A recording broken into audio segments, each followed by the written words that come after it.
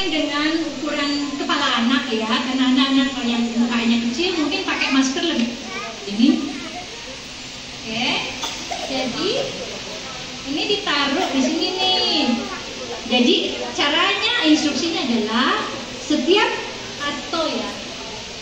atau narik nafas, Tante akan masukin udaranya begini rasanya nih, ya. Jadi dihirup aja, ya, dihirup, terus tahan nafasnya. Jadi habis hirup gini, tahan, hirup lagi, tahan, ya. Baru kalau saya bilang buang nafasnya, baru buang nafasnya ya. Tapi kalau disuruh tahan tutup, gitu ya. Mungkin akan pendek-pendek saja karena kekuatan ototnya kan berkurang, nggak kayak saya nih bisa tahan, gitu kan? Tapi kalau sudah lemah otot nafasnya yang nggak mungkin selama itu, paling cepat tarik nafas tahan, tarik nafas tahan, tarik nafas tahan, gitu ya. Kita coba main-main, oke? Ya, contoh ya.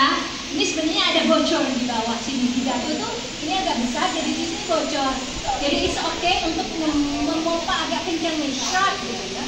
Shot, anginnya kencang nggak ini? Shot. Jadi kalau ini kencang, masukin anginnya nggak usah kencang-kencang gitu kali ya, cukup lah gitu ya. Apalagi kalau baru pertama kali, pelan-pelan kita meregangin paru-paru ya, peregangannya sedikit-sedikit sampai parunya lentur, baru kita masukin udaranya banyak-banyak gitu ya.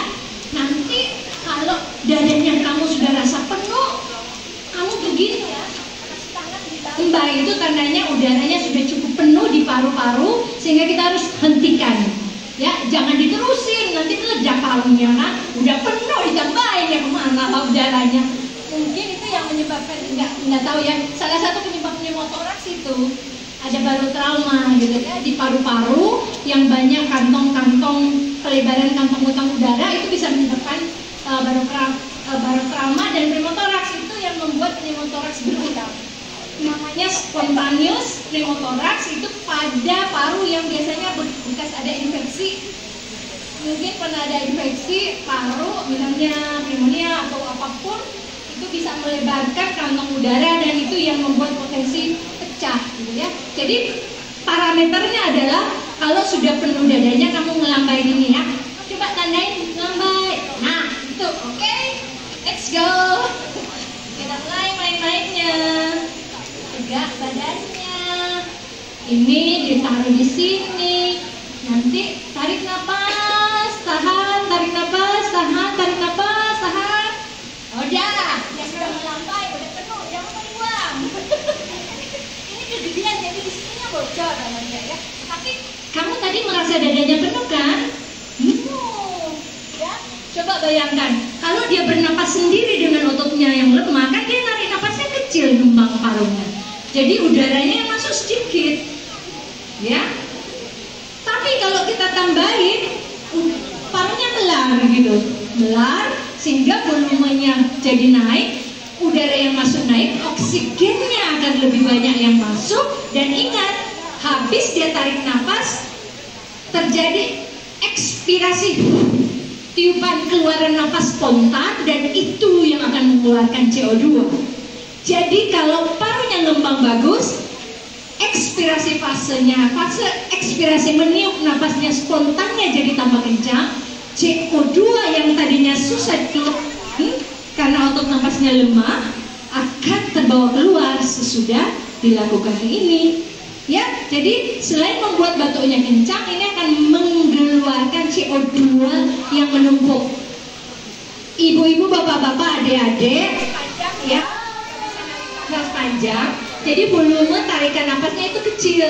Nah ini pada saat narik nafas kita masukin udaranya, serot, serot gitu ya. Pada saat tarik nafas ya, dari saat tarik nafas, serot. Sementara tarik nafas kita sudah masukin ini set gitu.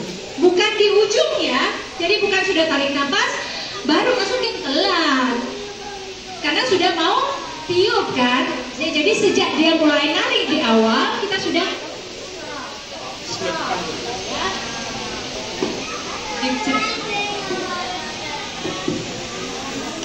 wahir lagi ya, karena kita punya positif aja. Kalau kita bisa memanfaatkan ini sangat berguna, ya kan? Mesin kapasis nggak selalu ada kan? Ada yang punya nggak mesin kapasis? Nggak banyak loh yang punya. Jadi punya ini, kalau punya saya sih sangat menyarankan harus punya, karena ini akan dikerjakan sedini mungkin, seawal mungkin, jangan menunggu ada pneumonia gitu ya. Ini harus, nanti sebentar kita kalau masih ada waktu kita praktek. Oh ya, ketinggalan lagi. Nah, jadi itu salah satu ngembangin paru, salah satu menjaga postur, salah dua latihan ngembangin parunya, salah tiga ada di mana? Ini nggak bisa konten. Kemudian harus tahu kapan itu dilakukan, bagaimana tekniknya, karena saya yakin banyak yang sudah tahu, mungkin sudah lihat-lihat, tetapi tekniknya yang belum tepat. Udah begini-begini, tapi kalau udaranya nggak masuk, parunya nggak benar-benar ngembang. Jadi itu harus berlatih terus. Nah, nanti dikenali bagaimana cara mengenali teknik kita sudah dilakukan dengan benar atau belum ya. Kemudian ya itu tadi sudah dilakukan. Kemudian terus yang paling penting bagaimana mengenal tanda-tanda infeksi saluran nafas. Contohnya apa sih? Infeksi saluran nafas, gejalanya apa? Batuk, apalagi pilek ya.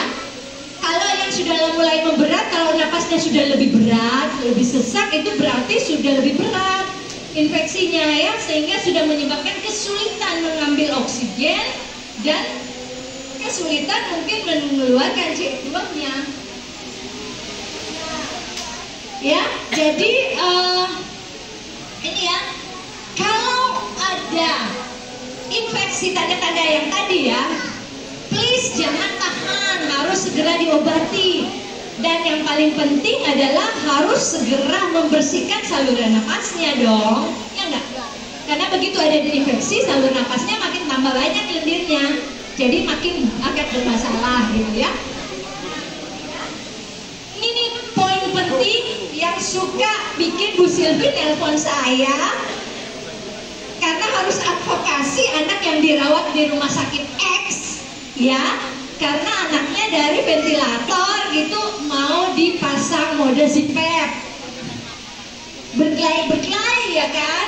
Nah biasanya itu saya ditelepon untuk minta advokasi, untuk menjelaskan ini memang PR untuk dunia kedokteran ya, dokter anak, dokter di ICU, dokter siapa lagi semua, terutama dokter di ICU sih ya. Karena biasanya kalau sudah mau mulai latihan lepas ventilator, itu dikasihnya di mode CPAP.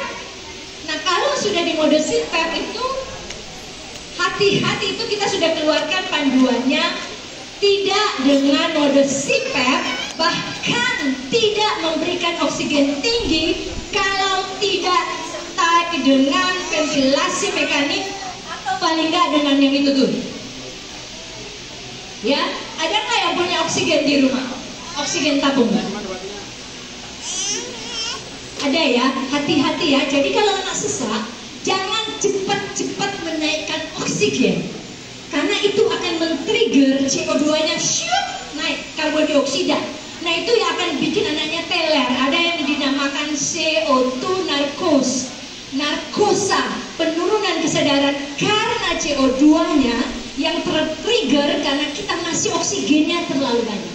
Boleh ngasih oksigen, apalagi kalau sudah pneumonia, boleh ngasih oksigen, tapi itu catatan saya dan ada di algoritmanya, asal dengan pemberian ventilasi mekanik kalau sudah punya, atau kalau tidak punya atau memang belum terindikasikan memakai ventilasi mekanik, itu harus dengan yang sama. Jadi ngasih oksigen tetapi harus syarat itu, please, karena ini yang bikin selalu bermasalah di rumah sakit gitu ya, karena susah gitu ya. Saya kan nggak berhak ngatur-ngatur dong dokter yang lain, ya nggak sih? Nggak boleh bilang, dokter nggak boleh, itu nggak bisa begitu juga gitu ya.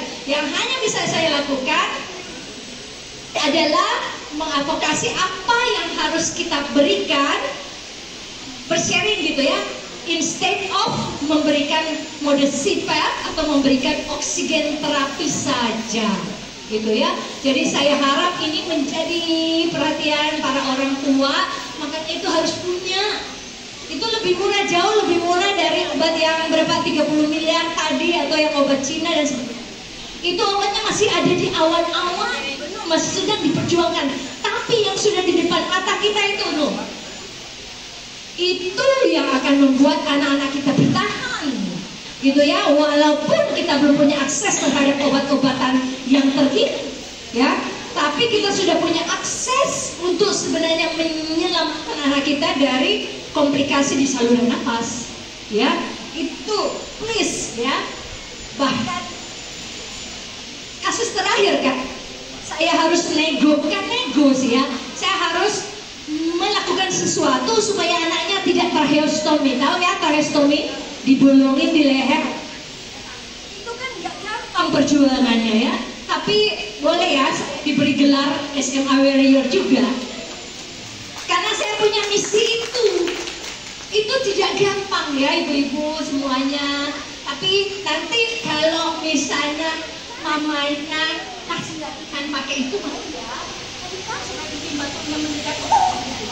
Oh ya, wow. Ibu udah pernah berlatih pakai itu? Nah, jangan mampu melakukan itu, please. Karena kita bisa mencegah pneumonia dan perkosa hanya dengan itu. Hanya dengan itu. Saya punya pasien yang sudah perlu NIV, tapi nggak punya duit. Itu yang kita lakukan untuk dia bertahan beberapa bulan sampai akhirnya bisa dapat akses dengan ventilasi mekanik. It is working. Jadi please have it. Apapun yang caranya kita harus buat distribusi gimana caranya lah. Sponsor nanti gampang lah ya. Pokoknya pikirkan sesuatu supaya semua anak-anak punya mainan itu. Mau ya punya mainan yang sana tuh ada shoot, itu mainan loh. Itu bukan dong. Itu bukan dong. Mau ya? Mau ya kan? Punya mainan yang tadi tuh untuk membuat nafasnya jadi lega, batuknya bisa kencang. Oh ya, nanti belajar. Buat bahkan anak-anak yang masih punya kekuatan tangan, kita bisa latih menggunakan itu. And they do it themselves. Pagi, siang, malam. Kalau lagi banyak lendir, setiap 4 jam, 6 jam atau 4 jam. Cuma dengan modal itu berapa sih harganya? Ini berapa sih harganya? 100.000 ada. Kalau di Tokopedia, ya, ventilasi mekanik harganya 200 juta. Yang paling murah 80 juta, yang paling simple. Ini 100.000 kalau nggak salah ada di Pedia. Coba deh browsing. Tapi kalau otot nafas kita melemah, selain kita nggak bisa bernapas, mengambil oksigen dan mengeluarkan karbon dioksida, kita juga tidak bisa membatukkan. Ya, batuk.